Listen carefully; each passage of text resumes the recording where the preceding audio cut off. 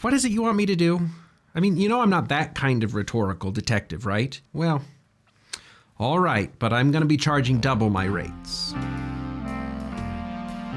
Well, here we are. If you've been watching the news, then you know that the director of the Quintilian Institute of Words about Words has, gotten himself into some hot water for saying some inflammatory things about some former interns. And to be straight, I really don't care. To me, this sounds like an open and shut case, but they're telling me it'll be good publicity for the agency if I do what was the word? Yeah, right. If I react to the video this guy just put out. Now look, I usually work on difficult rhetorical situations. I may have left the force, but that really only strengthened my resolve to clean up this city. Every time I think I'm getting close to uncovering the mysteries of the shadowy organizations that really run this town, well, it all seems to slip out of my grasp like cotton candy in a raccoon's water bowl. So the staff is telling me I need to take a break. Take it easy on the RSI work, they said. Do some publicity, they said. So here we are. It's no rhetorical situation investigation, but I guess a little stylistic analysis wouldn't hurt. I mean, I don't know. I guess just roll the tape or whatever you were doing. Dear friends and supporters of the Quintilian Institute of Words about Words, it is with the heaviest of hearts that I must announce that, pending the resolution of our dispute with former interns, all rediscovery efforts are to be put on hold. We know that you all hang on every word of our celebratory announcements of new ancient words about words, but the litigiousness of some has ruined a good thing for all. Okay, so for those who don't know, the Quintilian Institute is one of those big money research facilities. They have a branch here in the city, and they do lots of fundraisers, but I also have lots of questions. The director's the kind of guy to show up, make a speech, and then disappear once the party's gotten started. And I haven't been able to prove it, but it wouldn't surprise me if the Institute is getting regular infusions of cash from Kaputko International.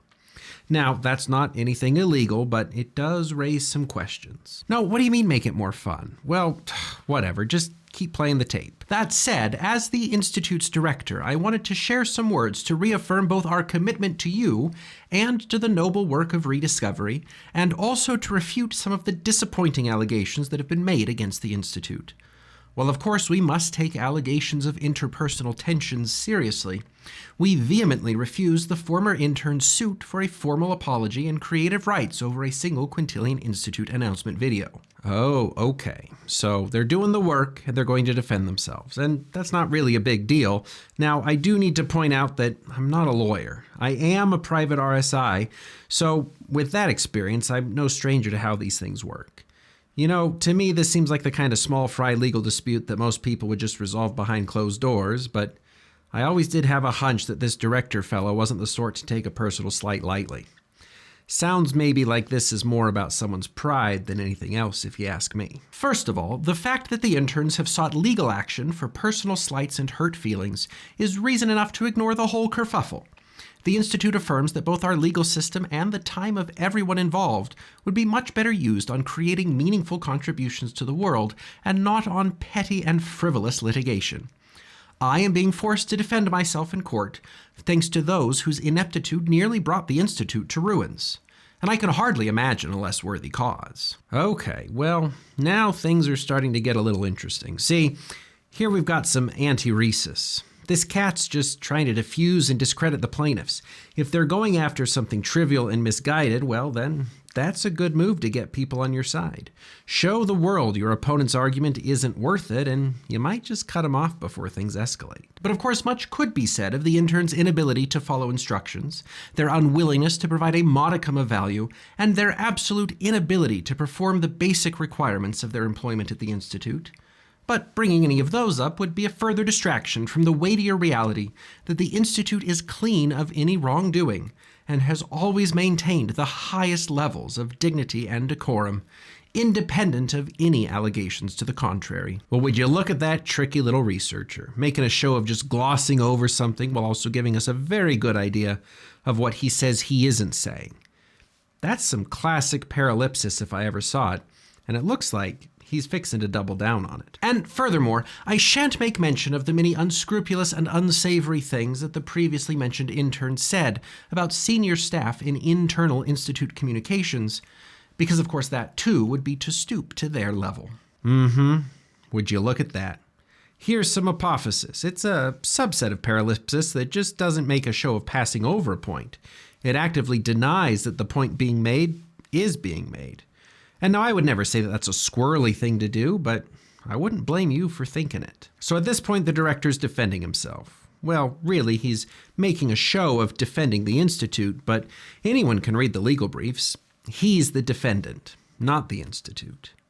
Anyway, he's really just deflecting. He's minimizing the complaint against him, and he's doing what he can to sow seeds of doubt while also giving himself the room to appear like he's taking the high road.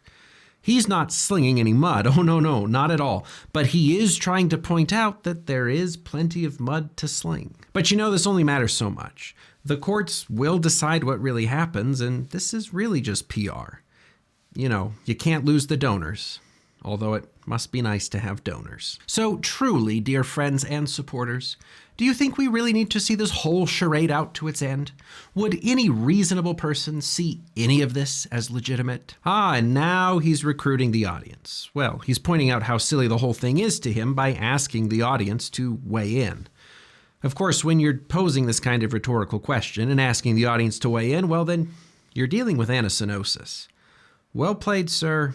Well played. Besides, I don't think it would make much sense to listen to the complaints of serial complainers, noted layabouts, or fumbling non-rediscoverers of words about words. We have long known who the interns truly are, and that's as much as any of us need to know. And when all else fails, there's always the good old ad hominem argument. Now, the whole thing is invalid because the interns aren't to be taken seriously, so his argument's going. He's attempting to discredit their legal argument by discrediting their character. It's not the most disciplined way to do things, but again, this is PR, and it's a sign that this whole thing has got this guy rattled. Those intellectual types usually try to be a little more sophisticated with their stuff than this. Well, anyway, let's see how this ends. We affirm that the suit brought against the Institute is like accusing flowers of stinking or charging songbirds with cacophony. Of course, asking the interns to drop this frivolous suit is also like asking a skunk to switch over to pumpkin spice, and for that reason, we commit to defending ourselves to the full extent of the law. And there we have it. He's wrapping up with a little diasyrmus, and it's been a while since I've seen anyone try that one out, but it's his last big attempt to discredit the whole thing through a comparison. Well, 3 comparisons in this case, that all make it look like it's just so ridiculous. And I don't know, I guess this isn't really the agency's usual stuff, but a change is as good as a rest, they keep telling me. I guess we'll all just have to keep an eye on the papers and see how this all shakes out. In the meantime, though, I've got to follow up on a lead that Kaputko's been moving illicit dictionaries stuffed in teddy bears through the financial district. That's the kind of thing that sounds just strange enough to be true. Kaputko's managed to keep its hands clean for long enough, but I just know there's something fishy going on. So anyway, you'll have to excuse me. Thanks for, being here or whatever, and I'm sure your regular guy will have something nice for you next time. Now, where did I leave my keys?